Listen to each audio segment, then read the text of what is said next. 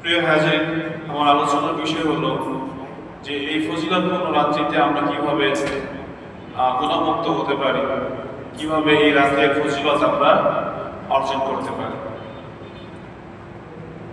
তো ইবাদতের মধ্যে ইখলাস দরকার।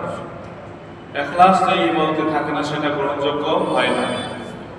ইবাদতে যদি আল্লাহ সন্তুষ্টি উদ্দেশ্য না থাকে তাহলে সেই ইবাদতে বান্দার কোনো কি হয় না, উপকার হয় না, কোনো প্রতিদান সে পায় না। তো এই যে আজ ৩-৪ দিন ধরেই আলোচনা হচ্ছে, ঘোষণা হচ্ছে যে শবে বরাত উপলক্ষে মাহফিল হবে, অনেকেই কিন্তু জানে, ঘোষণা শোনে, কিন্তু তারপরেও আসে নাই। কিন্তু এক সময় কি করবে, আসবে। তাহলে যারা ইখলাসের সাথে আসবে তারা সওয়াব পাবে কি পাবে না? যারা দুনিয়াবি কোনো উদ্দেশ্য হাসিলের জন্য আসবে তারা কি পাবে? তারা কিন্তু পাবে না। তো যাই হোক প্রিয় হাজিরিন, ইবাদত কবুল হওয়ার জন্য আমাদের ইখলাস থাকতে হবে। আল্লাহ তাআলা আমাদের সবার ইবাদতের মধ্যে ইখলাস দান করুন। সবাই বলে আমিন। প্রিয় হাজিরিন, প্রতিটি রাত্রি ফজিলতপূর্ণ, প্রত্যেকটা রাতেরই ফজিলত আছে। তবে স্পেশালি কিছু রাত্রি আল্লাহ নির্ধারণ করেছেন যেগুলোর ফজিলত আরো বেশি, কিন্তু প্রতিটি রাতেরই কি রয়েছে? ফজিলত রয়েছে।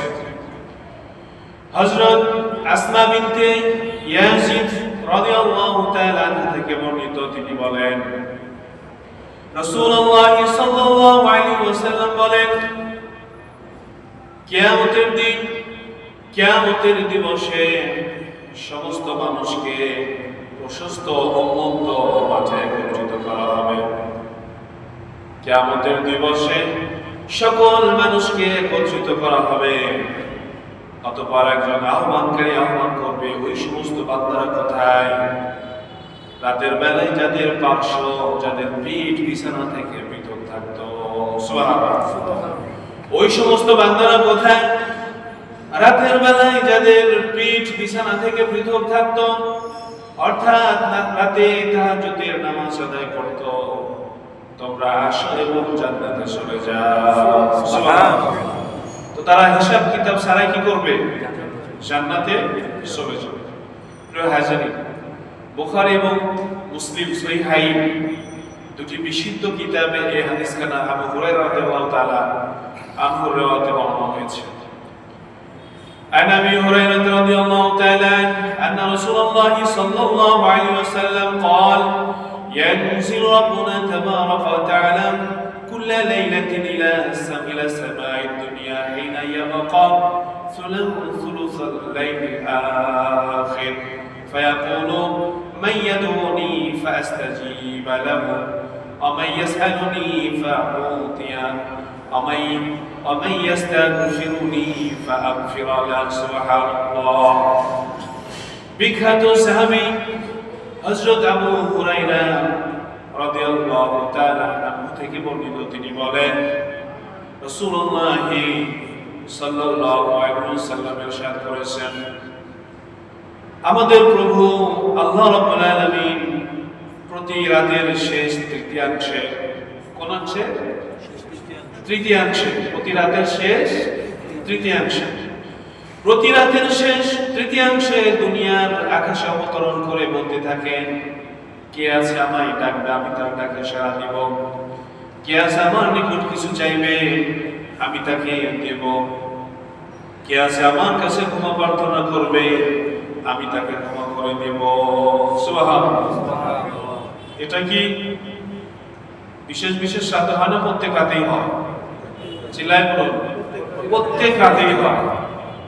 হাদিসখানা বুখারী এবং মুসলিমে দুজনই লিপিবদ্ধ করেছে এবং বিখ্যাত রাবী সাহাবীদের মধ্যে সবচেয়ে বেশি হাদিস বর্ণনাকারী সাহাবী আবু হুরায়রা হাদিসখানা বর্ণনা করেছেন। প্রত্যেকটা রাতে আল্লাহ এটা করতে থাকে, প্রত্যেক রাতে।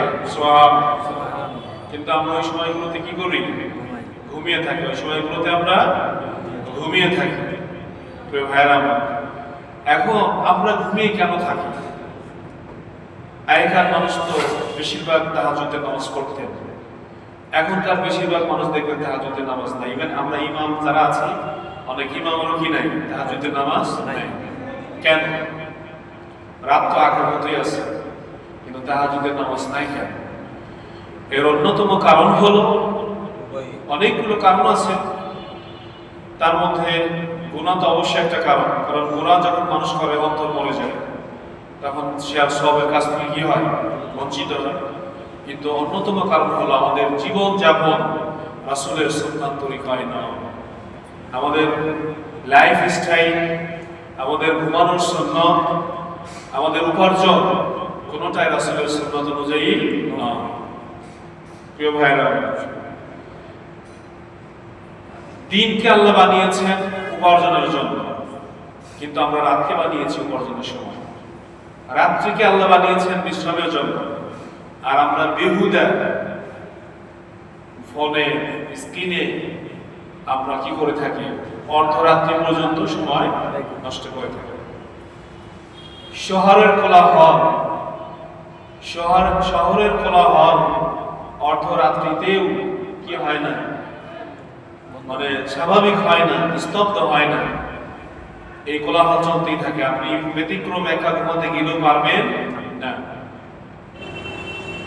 যাই হোক, যেটা বলতেছিলাম যে আপনার এই যে জীবনযাপনের যে পদ্ধতি, এই পদ্ধতি আমাদেরকে পরিবর্তন করতে হবে, নতুবা আমাদের এই কিয়ামুল লাইল অর্জন হবে না। এবং হাদিস আসছে তাদের সংখ্যা খুবই নগণ্য, যাদেরকে কিয়ামতের দিন বিনা হিসেবে জান্নাতে যাওয়ার জন্য আহ্বান করা হবে, এদের সংখ্যা কি সামান্য কম। তো এই ফজিলতপূর্ণ রাত্রি আমরা পেতে হলে অবশ্যই আমাদেরকে তাড়াতাড়ি ঘুমোতে যেতে হবে। এখন অনেক ভাইয়ের আছে, আমাদের সিস্টেমটা এরকম, ডিউটি হলো রাত্রে, নাইট ডিউটি। নাইট ডিউটিতে তো তাদের জন্য সুবিধা, কারণ আমরা জানি যে যুদ্ধের ময়দানে যখন সাহাবায়ে কেরাম যারা পাহারার দায়িত্বে থাকতেন, তারা তাহাজ্জুদের নামাজ আদায় করতেন, কারণ তাদের ডিউটি ছিল জাগ্রত থাকা। তাদের ডিউটি ছিল কি? জাগ্রত থাকা। অতএব দুইজন সাথী হলে একজন সাথীকে বলতেন, তুমি দেখো, এদিক ওদিক দৃষ্টি দেখো, সতর্ক থাকো, আমি নামাজে দাঁড়ালাম। সুবহানাল্লাহ। কিন্তু আমরা যারা বেহুদা ভাবে রাত্রি জাগরণ করি, এটা হাদিসে স্পষ্ট ভাবে কি আছে, নিষেধ আছে, এটা করা যাবে না। কিন্তু আমরা করে ফেলি, কারণ শয়তানের ওয়াসওয়াসা আমাদের উপর প্রবল হয়ে যায়। এবং এই আধুনিক ফিতনা এতটাই কঠিন, এতটাই জটিল, আপনার পালস দেখে, আপনার রক্তের পালস দেখে, আপনার বিট দেখে তারা আপনাকে একের পর এক ভিডিও পাঠাতে থাকে।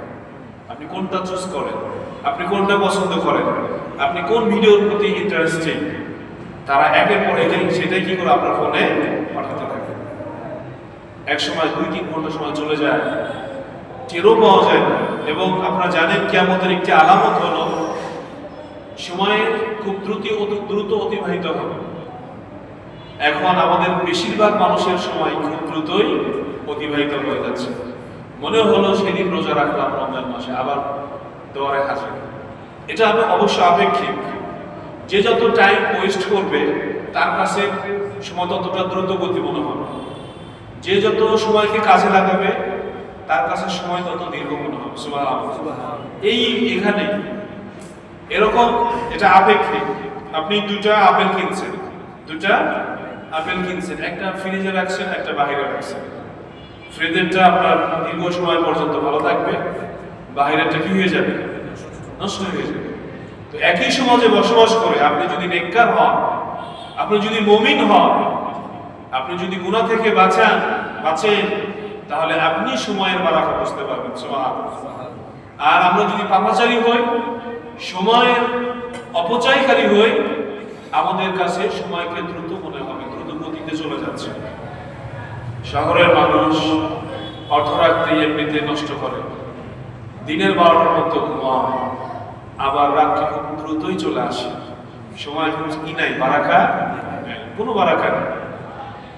এই জন্য ভাইরা আমার, বন্ধুরা আমার, দাজ্জালের এই সিস্টেম থেকে বের হয়ে আসতে হলে, দাজ্জালের এই ফিতনা থেকে বের হয়ে আসতে হলে আমাদেরকে অবশ্যই নিজেদের নফসের সাথে জিহাদ করতে হবে। এক ভাই সুন্দর কথা বলেছেন, যে এখন সবচেয়ে বড় জিহাদ হলো মোবাইল ফোন। সবচেয়ে বড় জিহাদের জায়গা কি? Mobile phone. এই জায়গায় আমরা সবাই হেরে যাচ্ছি। একেবারে শিশু থেকে বৃদ্ধ পর্যন্ত, নারী পুরুষ সবাই আমরা এই জায়গায় হেরে যাচ্ছি, মোবাইল যুদ্ধে হেরে যাচ্ছি। একজন মূর্খ মানুষ যে অ্যান্ড্রয়েড ফোন, আইফোন চালাতে পারে না, এই লোকগুলো আমাদের চেয়ে ভালো আছে, ঠিক কিনা? এই লোকগুলো আমাদের চেয়ে ভালো আছে। আমাদের মানে আভ্যন্তরীণ যে পরিবর্তন হয়েছে, আমাদের আভ্যন্তরীণ মানসিক ব্রেন এবং প্রত্যেকটা সেলসের যে পরিবর্তন হয়েছে, একজন রিকশাওয়ালা অশিক্ষিত মানুষের সেটা হয় না। আমি মাইন্ডলি আমরা এখন মানে রাগী, ধৈর্য কম, আমরা আমাদের স্থিরতা কম। মানুষ দেখবেন স্থির নাই। শৈশবে আমরা 2-3 ঘন্টা সময় পড়ছি, পরীক্ষার আগে সারা রাতও পড়ছি, এরকম রেকর্ড আছে। কিন্তু এখন 5 মিনিট পাশে ফোন রেখে 5 মিনিট সময় তাফসীরের মধ্যে রাখা যায় না, হাদিসের মধ্যে রাখা যায় না। কারণ মানে আভ্যন্তরীণ আমার যে ভিতরের যে একটা অবস্থা আছে সেটা পরিবর্তন হয়ে গেছে। স্ত্রীর কোনো কথা সহ্য হয় না, সন্তানের কোনো কথা সহ্য হয় না, অধীনস্থ কোনো ব্যক্তির কথা সহ্য হয় না। আবার আপার লেভেলে যারা আছে তাদের কথা বাদ, কারণ জানে এখানে কিছু বললে সমস্যা আছে। তাহলে এই ফিতনা হলো মোবাইল ফিতনা, আমাদের জন্য সবচেয়ে বড় পরীক্ষার বিষয়। এই যে চোখের গুণাগুলো আমরা করতেছি, এখান থেকে বের হয়ে না আসতে পারলে আখিরাত আমাদের জন্য কি ধ্বংস। আজকের এই ক্ষমাপ্রাপ্তির রজনীতে যদি চোখকে কন্ট্রোল না করতে পারি, আঙ্গুলকে কন্ট্রোল করতে না পারি, ব্রেনকে কন্ট্রোল করতে না পারি, ক্ষমা পাওয়ার কোনো আশা নেই। মোবাইল ফোন ছোটখাটো কোনো যুদ্ধ নয়, এটা অনেক অনেক বড় একটি যুদ্ধের বিষয় হয়ে গেছে, যার কারণে পুরো সমাজ ব্যবস্থা আজকে ধ্বংসের পথে। কিসের পথে? ধ্বংসের পথে। রাসূল সাল্লাল্লাহু আলাইহি ওয়াসাল্লাম যে ভবিষ্যৎবাণী করেছেন, নগ্নতা, জেনাবা বিচার ব্যাপক হবে, প্রকাশ্যে খোলাখুলি ভাবে হবে, এগুলো আছে কি নাই? এর জন্য সবচেয়ে বেশি যেটা দায়ী সেটা হলো এই মোবাইল ফোন। কিভাবে আমরা এই সিস্টেম থেকে বাঁচবো? সম্ভব নয়। যারা আত্মিকভাবে যারা অনেক বেশি দৃঢ় ঈমানের অধিকারী, তারাই কেবল এই বেহায়াপনা, অশ্লীলতার ফিতনা থেকে নিজেকে বাঁচাতে পারে। খুবই কঠিন, খুবই কঠিন, খুবই কঠিন। সবচেয়ে নিরাপদ হলো যার অ্যান্ড্রয়েড দরকার নাই সে ব্যবহার করবে না, বাটন ফোন ব্যবহার করবে। সবচেয়ে নিরাপদ। গুনাহ থেকে বাঁচার সবচেয়ে উত্তম পন্থা হলো পরিবেশ ত্যাগ করা। গুনাহের যে পরিবেশ, এই পরিবেশ থেকে দূরে সরে যাও।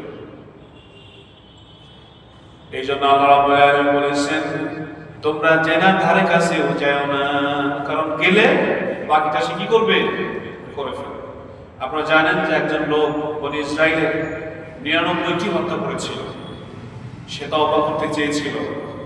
তখন একজন লোক কিন্তু তাকে বলে ওই এলাকায় যাও, কারণ সে যেখানে আছে এখানে থেকে সে হত্যা বন্ধ করতে পারবে না। তাকে হত্যা বন্ধ করতে হলে যেখানে ভালো পরিবেশ, সেই পরিবেশে তাকে যেতে হবে। অতএব আমি আপনি হাতে মোবাইল ফোন রেখে গুনাহ থেকে বাঁচাটা আমাদের জন্য বড় দুষ্কর হয়ে যাবে। ফেসবুকে ঢুকলে বেগানা নারী, ইউটিউবে ঢুকলে বেগানা নারী, যেখানে আপনি যান আপনার চোখের সামনে বেগানা নারী আসবেই। শয়তান আপনাকে বুঝাবে, মাইন্ড আপনাকে অসহসা দিবে, আরে এটা তো দরকার আছে, দেশের খবর রাখো। আচ্ছা, আমরা যদি একটু চিন্তা করি, এজন্য যত দেশের খবর রাখছি, ফেসবুকে ঢুকছি, আমার দ্বারা দেশের কতটুকু উপকার হয়েছে কি? নিজের কোনো উপকার হয়েছে কি? হয় না। অতএব জান্নাতে যেতে হলে আমাদের সিস্টেম থেকে বের হয়ে আসতে হবে। এই জন্য বিশ্বনবী মুহাম্মদ রাসূলুল্লাহ সাল্লাল্লাহু আলাইহি ওয়াসাল্লাম বলেছেন, শেষ জামানায় দুই শ্রেণীর মানুষ ফিতনামুক্ত থাকবে। দুই শ্রেণীর মানুষ ফিতনামুক্ত থাকবে। কয় শ্রেণীর মানুষ? দুই শ্রেণীর মানুষ ফিতনামুক্ত থাকবে। যারা দৃঢ় ঈমানের অধিকারী, ফিতনার বিরুদ্ধে যারা যুদ্ধ করবে, ফিতনাকে যারা ধ্বংস করতে চাইবে, এই শ্রেণী। আর দ্বিতীয় শ্রেণী যারা নিজের ঈমানকে নিয়ে এই ফিতনার জায়গাগুলো থেকে একেবারে নিবৃত পল্লী গ্রামে চলে যাবে। এই দুই শ্রেণীর মানুষ ফিতনা থেকে বাঁচবে। আপনি একটু চিন্তা করেন, আমি আলেম, আপনি মাস্টার্স গ্রাজুয়েশন পাস, এত শিক্ষিত, অত শিক্ষিত, আপনি চিন্তা করে গ্রামের কৃষকের সাথে আপনার তুলনা করেন, সে আপনার চেয়ে অনেক বড় পরহেজগার। চিল্লায় বলো ঠিক কিনা? ঠিক। কারণ আমি আপনি সারাদিনে কয়েক ঘন্টা সময় ফোনে নষ্ট করতেছি, গ্রামের ওই কৃষক কিন্তু ফোনে সময় করার মতো, নষ্ট করার মতো সময় তার কাছে নাই। আরেকটা হাদিসে আছে, শেষ জামানায় ফিতনা এত প্রকট হবে যে দৌড়ানো ব্যক্তির চেয়ে দাঁড়ানো ব্যক্তি নিরাপদ হবে, দাঁড়ানো ব্যক্তির চেয়ে বসা ব্যক্তি নিরাপদ হবে, বসা ব্যক্তির চেয়ে শোয়ানো ব্যক্তি নিরাপদ হবে। অর্থাৎ ফিতনার মধ্যে যেই ব্যক্তি যত বেশি নাড়াচাড়া করবে, যত বেশি সে এর মধ্যে আসবে, ততই সে ফিতনার মধ্যে বেশি জড়িয়ে পড়বে। তো ভাইরা আমার, এই যে কথা থেকে আসলাম যে আজকে আমাদের তাহাজ্জুদ হচ্ছে না কেন? কারণ আমাদের ডোপামিন, এটা যখন আমরা ফোনে নিজেকে মগ্ন রাখি, আমাদের যেই পরিমাণ ডোপামিন রিলিজ হয়, পরবর্তীতে স্বাভাবিক কাজ করার মতো মানসিকতা আমাদের আর থাকে। আমাদের বাচ্চারা পর্যন্ত খিটখিটে মিশেছে, এরকম ছিল না। বাচ্চারা শান্ত, ভদ্র, নম্র ছিল, কিন্তু বাচ্চারা কেন হলো? কারণ পেটে আসার পর থেকেই সে কি করছে, এই ফোনের যে আপনার কি বলে রশ্মি আছে, সে এটা দ্বারা মায়ের পেটে থাকতেই প্রভাবিত হয়েছে।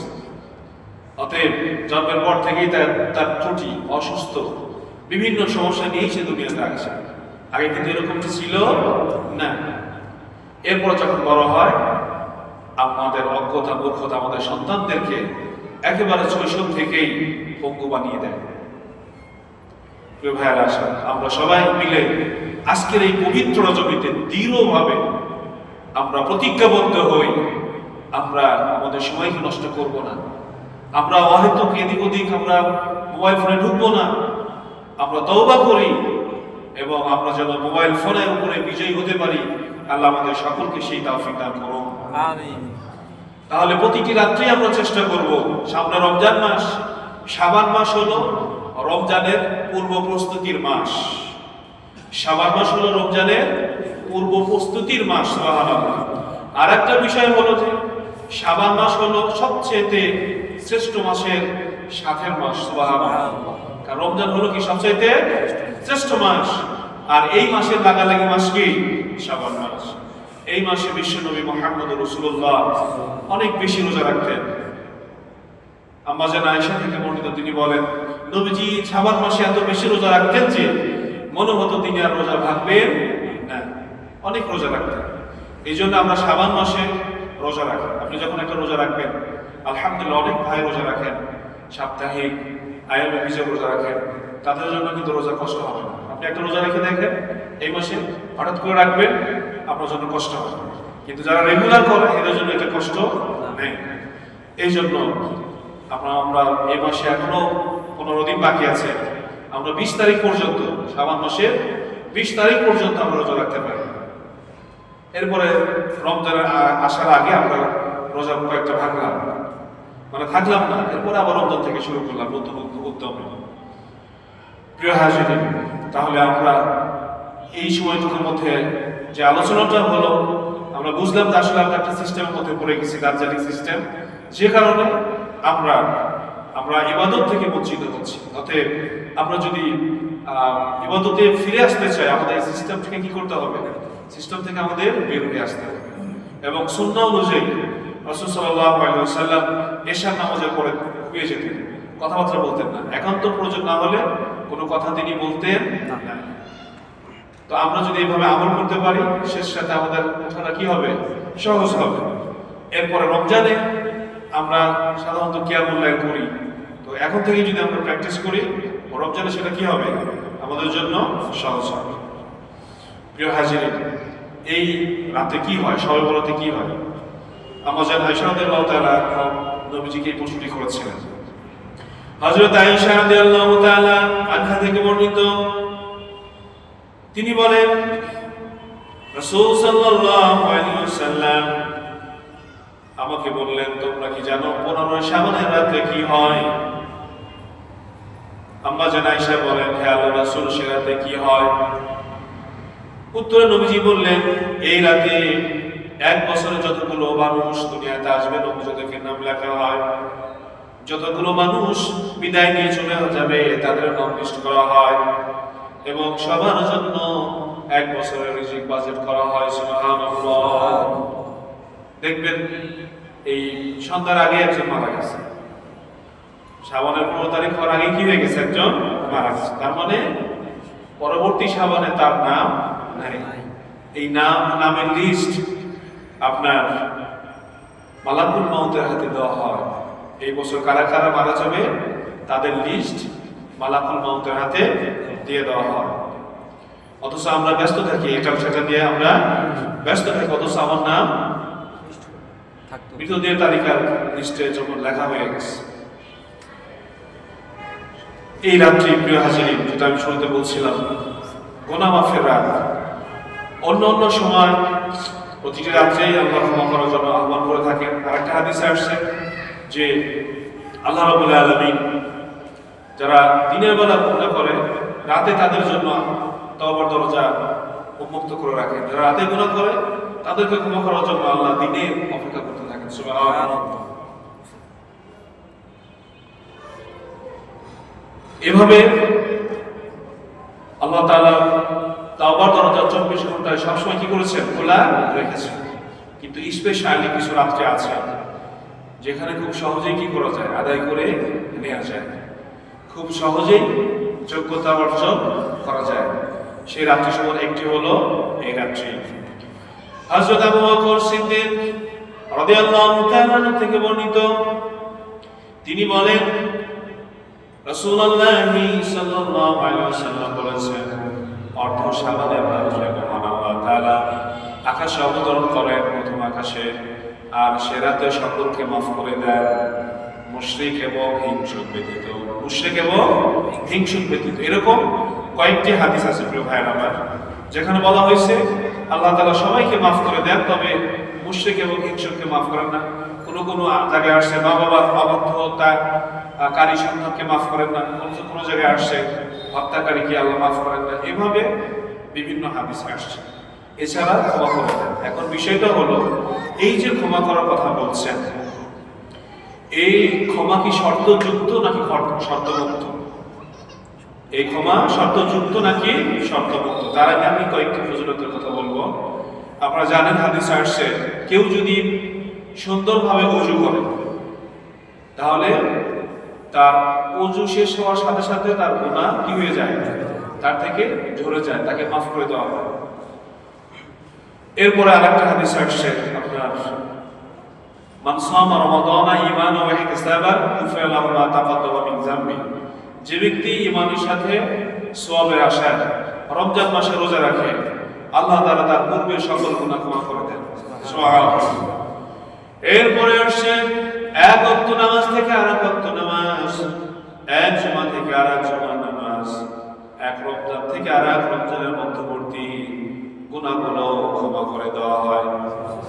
তো এই যে ক্ষমার বিষয়গুলো এখানে আল্লাহ তাআলা শাবান মাসে বলা হয়েছে, এই রাতে আল্লাহ মুশরিক আর হিংসুক ব্যতীত সকলকে মাফ করে দেন। তাহলে এই মাফ করা দ্বারা উদ্দেশ্য কি? এটা শর্তযুক্ত নাকি শর্তমুক্ত? তো এখন একজন মানুষ আপনার সে সুদের কারবার করে বা কাউকে হত্যা করেছে, এখন যদি সে এই রাত্রে মসজিদে নামাজ পড়ার চেষ্টা করে, সে তাকে যে আমভাবে যে ক্ষমা আল্লাহ রহমতের দিকে তাকাবেন এবং ক্ষমা করে দিবেন, সেটার সে যোগ্য অর্জন হবে কিনা, এ ব্যাপারে মুহাক্কিক উলামায়ে কেরাম যে ব্যাখ্যা করেছেন, এখানে যে আমলের দ্বারা যে গুনাহগুলো মাফ হয়, আমলের দ্বারা যে গুনাহগুলো মাফ হয়, এগুলো হলো সগীরা গুনাহ। আমলের দ্বারা কোনো কবিরা গুনাহ মাফ হয় না। আমলের দ্বারা কি মাফ হয় না? কবিরা গুনাহ মাফ হয় না। কবিরা গুনাহ থেকে মুক্তি পেতে হলে তওবা করতে হবে। কি করতে হবে? তওবা করতে হবে। তওবা হলো কবিরা গুনাহ থেকে আপনার মুক্তি হওয়ার সিস্টেম, পদ্ধতি। এখন আপনি যদি গুনার উপর ইস্তেকামাত থেকে এই রাজ্যে ইবাদত করেন, আপনি সাধারণ ক্ষমার অন্তর্ভুক্ত হতে পারবেন না।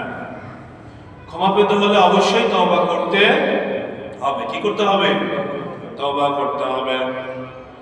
এক রমজান থেকে আর এক রমজানের যে গুনাহগুলো মাফ হয়, এগুলো হলো সগীরা গুনাহ। রমজান মাসে 30টা রোজা রাখলে যে গুনাহগুলো মাফ হয়, এগুলো হলো সগীরা গুনাহ। উলামায়ে কেরাম একমত যে আপনার কবিরা গুনাহের জন্য তওবা প্রয়োজন। কেননা মুসলিম শরীফের হাদিসে এসেছে, এক নামাজ থেকে আরেক নামাজের মধ্যবর্তী সময়ের গুনাহ, এক জুমা থেকে আরেক জুমার মধ্যবর্তী সময়ের গুনাহ, এক রমজান থেকে আরেক রমজানের মধ্যবর্তী সময়কার গুনাহগুলো মাফ করে দেওয়া হয় যদি সে কবিরা গুনাহ থেকে বেঁচে থাকে। যদি সে কবিরা গুনাহ থেকে বেঁচে থাকে, তাহলে তার সগীরা গুনাহ কি করা হয়? ক্ষমা করে দেওয়া হয়। অতএব এই রাত্রে আমরা যদি একনিষ্ঠভাবে তওবাতুন নাসুহা, ইখলাসের সাথে আমরা তওবা করতে পারি, আল্লাহ তাআলা আমাদেরকে নিষ্পাপ মাসুম বানিয়ে দেবেন। সুবহানাল্লাহ। এখন দুটো জিনিস বলা হয়েছে, মুশরিক এবং হিংসুক। এখন অনেকে এই রাত্রে মসজিদেও আসবে। সবাই কি নামাজ পড়তে আসবে? সবাই নামাজ পড়তে কিন্তু আসবে না। তাহলে আল্লাহ তো সবাইকেই ক্ষমা করে দেবেন, তাহলে সেই লোকটাও কি হবে? ক্ষমার অন্তর্ভুক্ত হবে। হাদিসের যদি সেটাই বুঝে যায়, ঠিক কিনা? কিন্তু এই হাদিস হলো মুকাইয়্যিদ, শর্তযুক্ত। হাদিসটা কি শর্তযুক্ত, শর্তমুক্ত নয়। বাহ্যত মনে হচ্ছে যে সবাইকে আল্লাহ মাফ করে দিবেন, কিন্তু এর তাফসীরের ব্যাখ্যায় আমরা পড়েছি যে হাদিসটি শর্তযুক্ত। যে মানুষ তওবা করবে, আল্লাহ তাকেই শুধু ক্ষমা করে দিবেন। সুবহানাল্লাহ। তওবা নসিব সহজ হবে। অতএব আমাদেরকে ইখলাসের সহিত আমাদেরকে তওবা করতে হবে, আল্লাহর কাছে ফিরে আসতে হবে। আল্লাহ রাব্বুল আলামিন তওবা করার নির্দেশ দিয়েছেন। সূরাতুন নূরের 31 নম্বর আয়াত আল্লাহ তাআলা বলেন, ওয়াতুবু ইলাল্লাহি জামিআ আইয়ুহাল মুমিনুনা লাআল্লাকুম তুফলিহুন। আল্লাহ তাআলা মুমিনদেরকে একসাথে ডেকে বলেছেন, হে মুমিনগণ, তোমরা সবাই আল্লাহর নিকট তওবা করো যাতে তোমরা সফলকাম হতে পারো। তাহলে তওবার জন্য সফলকাম হতে হলে কি করতে হবে? তওবা করতে হবে। সফলকাম হতে হলে কি করতে হবে? তওবা করতে হবে। আল্লাহ রাব্বুল আলামিন সূরা তাহরিমের 8 নম্বর আয়াতে বলেন, ইয়া আইয়ুহাল্লাযীনা আমানু তুবু ইলাল্লাহি তাওবাতান নাসুহা আসা রাব্বুকুম আন ইউকাফিরা আনকুম সাইয়্যাতিকুম ওয়া ইদখিলাকুম জান্নাতিন তাজরি মিন তাহতিহাল আনহার। আল্লাহ রাব্বুল আলামিন বলেন, হে মুমিনগণ, তোমরা আল্লাহ তাআলার নিকট খাঁটি তওবা করো। তোমরা আল্লাহ তাআলার নিকট খাঁটি তওবা করো। আশা করা যায় তোমাদের রব তোমাদেরকে মাফ করে দিবেন এবং তোমাদেরকে প্রবেশ করাবেন এমন জান্নাতে যার তলদেশে নদী সমূহ প্রবাহিত। সুবহানাল্লাহ। কত বড় নিয়ামত তওবা আমাদের জন্য। আমার আমলনামায় গুনাহ যোগ হয়ে গেছে, সেই আমলনামা থেকে গুনাহ মুছা, ডিলিট করা সর্বোত্তম যে নিয়ামত আল্লাহ আমাদের দিয়েছেন সেটা হলো তাওবা। সুবহানাল্লাহ। খুতবায় বলেছিলাম, আত-তাইবু মিনাল যাম, আত-তাইবু মিনাল যামবি কামান লা যামবা লাহু। নবীজি বলেছেন, গুনাহ থেকে তওবাকারী ওই ব্যক্তির মতো যার কোনো গুনাহই নাই। সুবহানাল্লাহ। অতএব তওবা করতে আমরা রাজি আছি কি নাই? তওবা ছাড়া কবিরা গুনাহ কি হয় না? মাফ হয় না। শুধু তাই নয়, কেউ যদি তওবা করে আল্লাহ এত খুশি হন যে আমলনামার যে জায়গাতে গুনাহ লেখা ছিল সেই জায়গা আল্লাহ সওয়াব দ্বারা পরিবর্তন করে দেন। সুবহানাল্লাহ। আল্লাহ তাআলা বলেন ইল্লা মান তাবা ওয়া আমানা ওয়া আমিলা সালিহান ফাউলাইকা ইউবাদদিলুল্লাহু সাইয়্যাতিহি হাসানাত। আল্লাহ তাআলা বলেন কেউ যদি তওবা করার পরে নেক আমল করে তাহলে আল্লাহ তাআলা তাদের গুনাহগুলো নেকি দিয়ে পরিবর্তন করে দেন। সুবহানাল্লাহ। গুনাহ পরিবর্তন হয়ে কি হয়ে যায়? নেকি হয়ে যায়। তাহলে কত বড় নিয়ামত এই তাওবা, কত বড় নিয়ামত। কিন্তু গুনাহের স্বাদ এত বেশি যে আমাদের তওবা নসিব হয় না। খাঁটি তওবা বলতে কি বোঝায়? তাওবাতান নাসুহা, যেটা আল্লাহ বলেছেন খাঁটি তওবা করো। তওবার জন্য চারটি শর্ত। কয়টা শর্ত? চারটি শর্ত। এক নম্বর হলো গুনাহ ছেড়ে দিতে হবে। টাকনুর নিচে কাপড় পরা হারাম। হাদিসে এসেছে এই রাতেও যারা টাকনুর নিচে কাপড় পরে তারা ক্ষমাপ্রাপ্ত হবে না।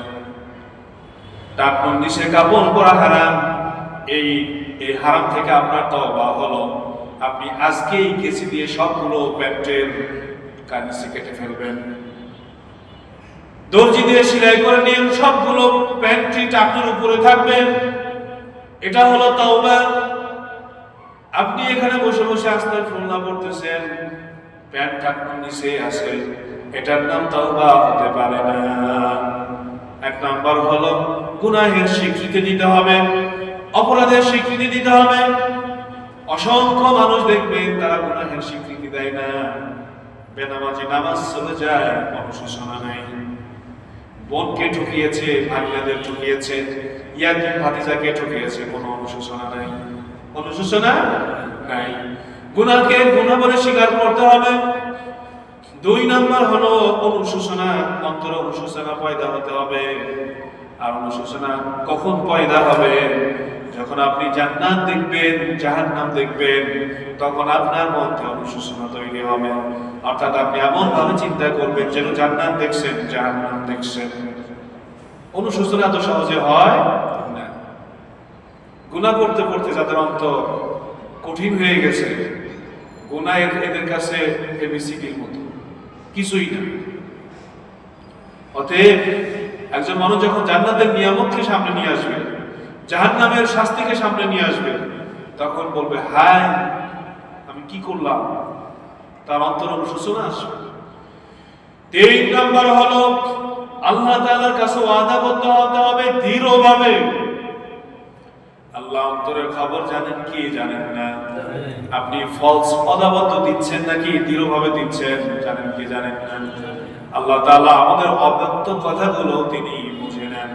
অতএব দৃঢ়ভাবে প্রতিজ্ঞাবদ্ধ হতে হবে, আল্লাহ আমি আর কখনো এই গুনাহ করব না, এই গুনাহ কখনো করব না।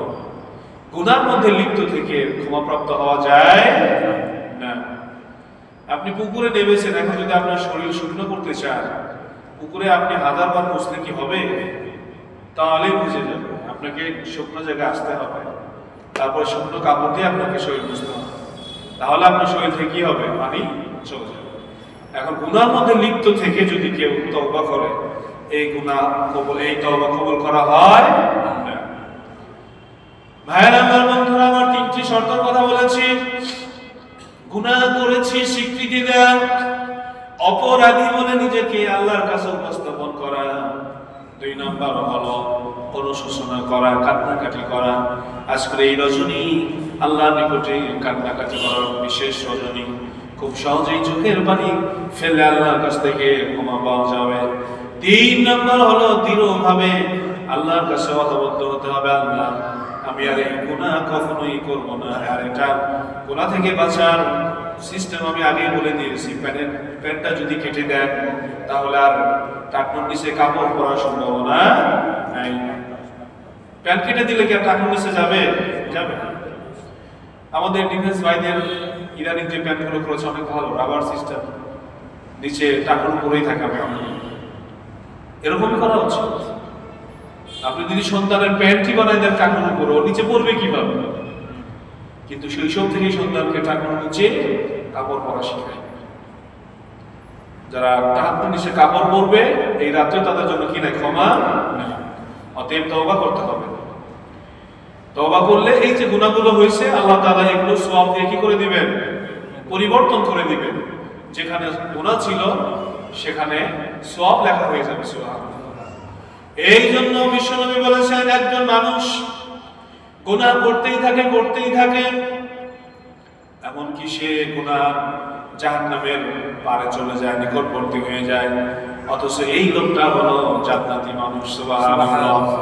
এত বেশি গুনাহ করছে সে জাহান্নামের কিনারায় চলে গেছে, অথচ এই লোকটি জান্নাতি, কারণ হলো সে মৃত্যুর পূর্বে তওবা নসিব হয়। সুবহানাল্লাহ। এমন ভালো কাজ করছে, আল্লাহ তার প্রতি খুশি হয়েছে যে আল্লাহ তাআলা তাকে মৃত্যুর আগে তওবা নসিব করে দিয়েছেন। সুবহানাল্লাহ। আপনারা জানেন একজন প্রস্টিটিউট নারী ছিল, একটা কুকুরকে পানি খাওয়ানোর জন্য আল্লাহ তাআলা তাকে কি করে দেন, মাফ করে দেন। সুবহানাল্লাহ।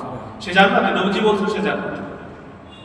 তওবা এমনই যা পূর্বের সমস্ত গুনাহকে বিলীন করে দেয়, কিন্তু আমাদের তওবার মতো তওবা করতে হবে।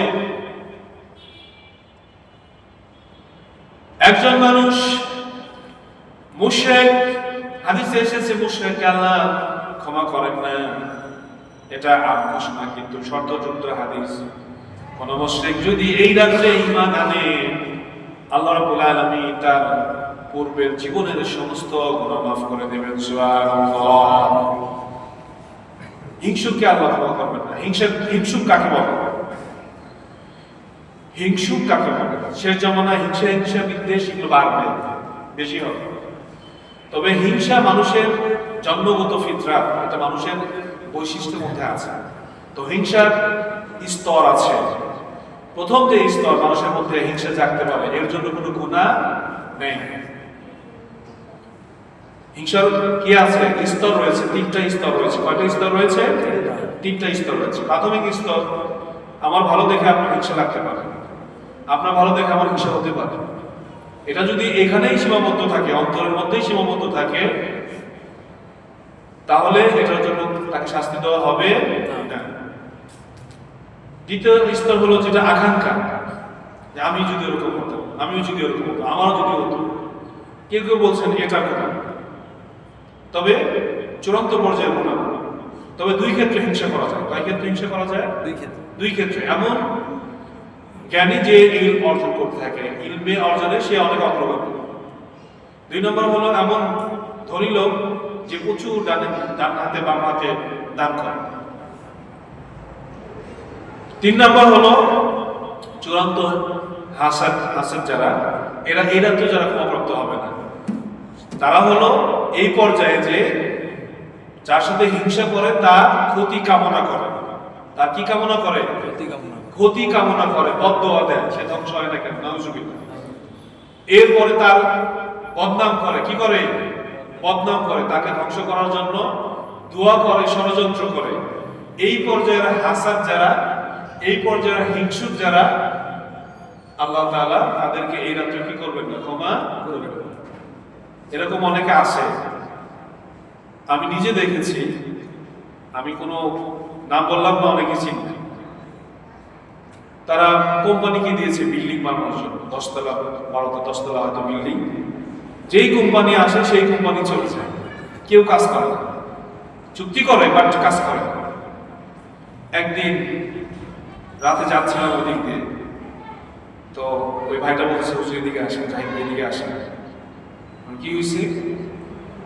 ও দেখি একটা তাবিজ একটা গাছে ঝুলানো, এবং যেখানে যেই ডালে ওই তাবিজটা ঝুলাই রাখছে, ওই ডালের আশেপাশে এবং পাতা, ওই ডাল একদম কালো কুচকুচে হয়ে গেছে। মানে সে কুফরি করে তাদের এই অগ্রগতি বন্ধ করে রাখছে। তাহলে সে তাই চাই নাই যে তার উন্নতি হোক, ধ্বংস চাইছে।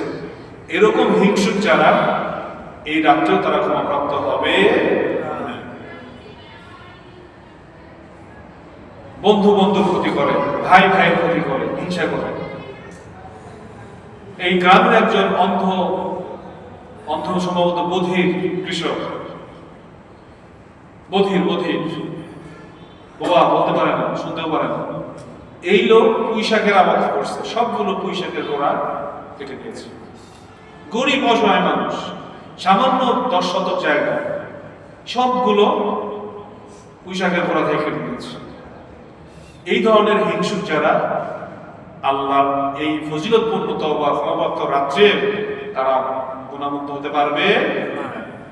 তবে হ্যাঁ, কেউ যদি তওবা করে, তওবার দরজা আল্লাহ খোলা রেখেছেন 2 সময় পর্যন্ত। কয় সময় পর্যন্ত? আপনার সাকরাতুল মাউত যখন শুরু হবে, গড়গড়া শুরু হবে, ফেরেশতাদের দেখে ফেলছেন, আপনার মৃত্যুর সময় চলে আসছে, আপনি ফেরেশতাদের দেখতেছেন, মালাকুল মউতকে দেখতেছেন, আপনি এখন তওবা করছেন, এই তওবা কবুল হবে না। আর সূর্য যখন পশ্চিম দিক থেকে কি হবে? উদিত হবে, তখন আর কারো তওবা কবুল করা হবে। অন্যথায় কোন কাফের বেঈমানও যদি আজকে ইসলাম গ্রহণ করে, এই ঈমান আনাটাই তার পূর্বের গুনাহের জন্য কাফারা হয়ে যাবে। সুবহানাল্লাহ। তার পূর্বের সমস্ত গুনাহ কি করে দেওয়া হবে? ক্ষমা করে দেওয়া হবে। এখানে মুশরিক বলা হয়েছে। সব মুশরিক কিন্তু, সব কাফের কিন্তু কি নয়? মুশরিক নয়। সব কাফের কি মুশরিক? সব কাফের কিন্তু অংশীদারবাদী না। ইহুদিরা এক আল্লাহ বিশ্বাস, খ্রিস্টানদের বৃহৎ একটা অংশ একত্ববাদে বিশ্বাসী, তৃতীয়বাদে বিশ্বাসী নয়। তার মানে সব কাফের কিন্তু মুশরিক নয়। সব মুশরিক কাফের, সব কাফের কি নয়? বুঝতে পারছেন? তাহলে কি অন্য কাফেররা এর মুক্তি পাবে না? এই জন্য এটাকে মুকাইয়্যিদ বলা হয়েছে, শর্তযুক্ত হাদিস। যারা তওবা করবে আল্লাহ তাআলা খুব সহজেই আল্লাহ তাআলা তাদেরকে মাফ করে দিবেন। সুবহানাল্লাহ। অতএব ভাইয়েরা আমার, বন্ধুরা আমার, বড়ই সুযোগ। কিসের সুযোগ? এখন যদি দেখেন, আমি যদি 5 টাকা দিয়ে 5 লাখ টাকা পাই, লটারি দিতে কত মানুষ ধরে, তাই না? অথচ আল্লাহ কি একটা সুযোগ আমাদের দিয়েছেন। যদি তোমরা ইখলাসের সাথে তওবা করো, তোমাদের শুধু মাফ করেই ক্ষান্ত হব না, ওই গুনাহের জায়গায় সওয়াব লিখে দিবেন। সুবহানাল্লাহ। কত বড় ফজিলত। অতএব আমরা যদি তওবা করতে পারি, নফস চাবে না, কারণ গুনাহের স্বাদ যে অন্তর একবার পেয়েছে সে সেটা করতে থাকবেই। এই জন্য আমরা যদি তওবা করতে পারি, তওবাতুন নাসুহা, খাঁটি দিলে তওবা করতে পারি, গুনাহ ছেড়ে দিতে পারি, গুনাহ থেকে ফিরে আসতে পারি, তাহলে আল্লাহ আমাদের নিষ্পাপ করে দিবেন। সুবহানাল্লাহ। আল্লাহ আমাদের নিষ্পাপ করে দিবেন। সুবহানাল্লাহ। আল্লাহ রাব্বুল আলামিন 100 জন হত্যাকারীকে যদি মাফ করে দিতে পারেন, আমরা তো হত্যাকাণ্ড করি নাই, তাহলে আল্লাহ আমাদের ক্ষমা করে দিবেন না? আর আমরা হলাম শেষ নবীর উম্মত, আমাদের প্রতি আল্লাহর সম্প্রীতি আরো বেশি। অতএব আমরা জানবো এবং মানবো। আমাদের বাকি জীবনটা হবে এরকম। সামনে যে কাজগুলো আসবে, এই কাজের সঠিক পদ্ধতি কি, সুন্নাহ কি, নবীজি কাজটি কিভাবে করেছেন। আমরা অনেকের মুখে দাড়ি নাই, আমরা নিয়ত করে দাড়ি রেখে দেবো ইনশাআল্লাহ। অনেকে টাকনোর উপর নিচে কাপড় পরি, নিয়ত করে টাকনোর উপরে কাপড় পরা শুরু করে দিব। ব্যাংকে অ্যাকাউন্ট আছে, এই জমানায় ব্যাংকের টাকা না রাখা অনেকে থাকতেই পারে না, সিস্টেমই হয়ে গেছে। সুদ আসলেও আমরা নিব না, যদি আমার প্রয়োজনই হয় একান্ত, এবং প্রয়োজন হবে। আরো সিস্টেম আসতেছে, সামনে যে সিস্টেমগুলো আসতেছে, আপনি গ্রামে যাওয়া ছাড়া, সিস্টেমের বাইরে যাওয়া ছাড়া ফিতনা থেকে বাঁচবেন না। আপনি 10 কেজি চাউল কিনতে যাবেন, ক্যাশ টাকা নেবেন। তরকারি কিনতে যাবেন, ক্যাশ টাকা নেবেন। আপনি গাড়িতে উঠে এক জায়গা থেকে আরেক জায়গায় যাবেন, ক্যাশ টাকা নেবেন। আপনি গাড়ি নিয়ে সেতু পার হবেন, ক্যাশ টাকা নেবেন। আপনাকে ক্যাশলেস করা হবে। এরপরে আপনাকে যা বলা হবে আপনি সেটা শুনতে বাধ্য। আপনারা দেখছেন স্টেট ফাইল উন্মুক্ত হয়েছে। এটা জায়নিস্টদের অনেক আগেকার পরিকল্পনা, তারা ব্ল্যাকমেল করেছে। এবং আমরা যারা এখানে যারা আছি, আমরা ওদের মানে সবসময় আমাদের নজরদারিতে আছে। এই ফোন আমরা দেখছেন যে কুখ্যাত কাফের নেতানিয়াহু সে একটা ফোন ব্যবহার করতেছিল, তার ক্যামেরাগুলোতে মানে টেপ দিয়ে বন্ধ করা সবগুলো ক্যামেরা। তার মানে এইটা অফ থাকলেও আমাদের দেখে। অতএব আপনি যখন আপনাকে যখন দেখবে যে এই লোকটা তো মুমিন, এই লোকটা কি মুমিন, তখন কিন্তু তার বিরুদ্ধে অ্যাকশন গুম করবে, হত্যা করবে, এই করবে, সেই করবে। আর একটা বিষয় দেখেন, আপনারা জানেন যে কিয়ামতের আগে দাব্বাতুল আরদ বের হবে। কি বের হবে? দাব্বাতুল আরদ। যে মুমিন তার কপালে মুমিন লিখে দিবে, যে কাফের তার কপালে কি লিখে দিবে? কাফের। তো অনেকেই বলেছেন এগুলো হলো মাজাজ। এগুলো কি মাজাজ? এই যে এখন যে চ্যাটজিপিটি যেটা আবিষ্কার করছে, এটার যে রোবট, মেইন রোবট, সেটা সৃষ্টি হয়েছে মাটি থেকে, এর ফলিকন হলো মাটি থেকে। অতএব এই যে এগুলো কিন্তু আমাদের কি করতেছে? ফাইন্ড আউট করতেছে। ফোন আমাদের কি করতেছে? ফাইন্ড আউট করতেছে কে কেমন। ফোন কিন্তু কি করতেছে? এটা মাপ করতেছে। অতএব ওই গ্রামের কৃষক কিন্তু আমাদের চলতো, আমি বলেছিলাম ভাইরা আমার, বন্ধুরা আমার। একজন মুমিন সে চিন্তা করবে আখিরাত, আর একজন যার ঈমান দুর্বল সে চিন্তা করবে দুনিয়া। সে কি চিন্তা করবে? দুনিয়া। আমরা অনেকে আছি শহরে, আছি শুধু দুনিয়ার জন্য, আখিরাতের জন্য। কারণ শহরে আসলে দুনিয়া আছে, গ্রামে কি নাই? শহরে যেই পরিমাণ দুনিয়া আছে, গ্রামে সেই পরিমাণ দুনিয়া নেই। এই জন্য আমরা কিন্তু শহর ছাড়তে চাই না। কিন্তু একজন মুমিন হিসাবে কখনো কখনো এই পাপের জায়গা হিজরত করা কি হয়ে যায়? ফরজ হয়ে যায়। আপনি যখনই গুনাহমুক্ত এলাকায় যাবেন তখন আপনার ঈমান বেড়ে যাবে, আপনার আমল সুন্দর হবে, আপনার আখিরাত সুন্দর হবে। এই জন্য নবীজি বলেছেন যে শেষ জামানায় সৌভাগ্যবান মুমিন ওই ব্যক্তি, শেষ জামানায় সৌভাগ্যবান মুমিন ওই ব্যক্তি যে বৃষ্টিপ্রবণ এলাকায় ছাগল নিয়ে, মেষ নিয়ে চলে যায় এবং সেখানে আল্লাহর হকগুলো আদায় করতে থাকে। সুবহানাল্লাহ। অতএব শহরে থাকলে আমাদের মুসিবত হওয়ার সম্ভাবনা কি বেশি। সর্বোপরি ভাই, আমরা করে শেষ সময় চলে আসছি। আপনাদের প্রতি অনুরোধ হলো আমরা তওবা করব। কি করব? তওবা করব। নবীজি প্রতিদিন 70 থেকে 100 বার তওবা করতেন। তিনি নিষ্পাপ ছিলেন। প্রত্যেক নবী কি নিষ্পাপ, মাসুম, এরপরও তওবা করেছেন। অতএব আমাদের দ্বারা যদি কখনো গুনাহ হয়ে যায়, হয়েই তো যায়, সঙ্গে সঙ্গে আমাদের কি করতে হবে? তওবা করতে হবে। তওবাকারীকে আল্লাহ খুবই ভালোবাসেন। আল্লাহু ইউহিব্বুল মুতাতাহহিরিন। তাওয়াবিন, আল্লাহ তাআলা কি করেন? তওবাকারীকে ভালোবাসেন, পছন্দ করেন। অতএব আমরা চেষ্টা করব, যদিও এই জামানায় গুনাহ থেকে বাঁচা খুবই খুবই দুষ্কর। আপনি রাস্তায় যান, বেগানা নারী আছে কি নাই? দাজ্জালের অনুসারী বেশিরভাগ কি হবে? বেগানা নারী হবে। এবং হাদিসে আসছে যে মুমিন ব্যক্তি তার স্ত্রী, তার কন্যাকে খাটের সাথে বেঁধে রাখবে দড়ি দিয়ে, এরপরে সে দড়ি ছিঁড়ে দাজ্জালের ফিতনার মধ্যে নিবিষ্ট হবে। আজ মুসলমানের মেয়েরা মুসলমানদের চরিত্র কি করতেছে? ধ্বংস করতেছে। আরেকটা বিষয় সাবধান করে যায়, অনেকে এই বিষয়টা নিয়ে কথা বলেন, আমাদের বলা উচিত। সেটা হলো কাফের মুশরিকরা আমাদের ছিল শত্রু, কোনো সন্দেহ নাই। আল্লাহ নিজে কোরআনে অসংখ্য জায়গায় বলছেন তারা তোমাদের শত্রু। এই মুশরিকরা আমাদের মেয়েদের সতীত্ব নষ্ট করার জন্য তারা ইচ্ছাকৃতভাবে মুসলিম মেয়েদের জাদুর মাধ্যমে হোক, এখন সহশিক্ষা, যেহেতু সহশিক্ষায় ফ্রি মিক্সিং, খুব সহজেই একজন মালাউন মুশরিক একজন মুসলিম মেয়ের ঘনিষ্ঠ হচ্ছে এবং তার সতীত্ব নষ্ট করে দিচ্ছে। আজ কিন্তু আমরা এই ব্যাপারে একেবারে গাফেল, একবারে কি এগুলো আসলে বন্ধ করা খুবই ছোটা এবং এটা ব্যাপক হয়ে গেছে। বিভিন্ন জায়গায় দেখবেন এই যে ষষ্ঠ শ্রেণীর একটা মেয়েকে কয়েকদিন ধরে একজন হিন্দু কি করেছে? রেপ করেছে, কি কাশকাল্লা কি জন্য না। তো এগুলো ওরা প্ল্যানলি করতেছে। অতএব আপনার মেয়ের গৃহ শিক্ষককে অনেকে দেখবেন হিন্দু ছেলেদের বাসায় নিচ্ছে। ওরা কখনো আমাদের বন্ধু হতে পারে না। এর জন্য টু বি কেয়ারফুল, সাবধান থাকতে হবে। নিজের সন্তানদের বোঝাতে হবে, মেয়েদের বোঝাতে হবে, কোনোভাবেই যাবে কোনো মালাউনের সাথে, মুশরিকের সাথে তার সখ্যতা, তার কথাবার্তা এগুলো না হয়, বিষয় ক্লিয়ার থাকতে হবে। আর সরকার চাইলে এগুলো দমন করতে পারে। আমাদের মতো মানুষ এই ওয়াজ টস করে এগুলো বন্ধ করা সম্ভব না। আসলে ওয়াজ বন্ধ করে কোনো কিছু হয় না।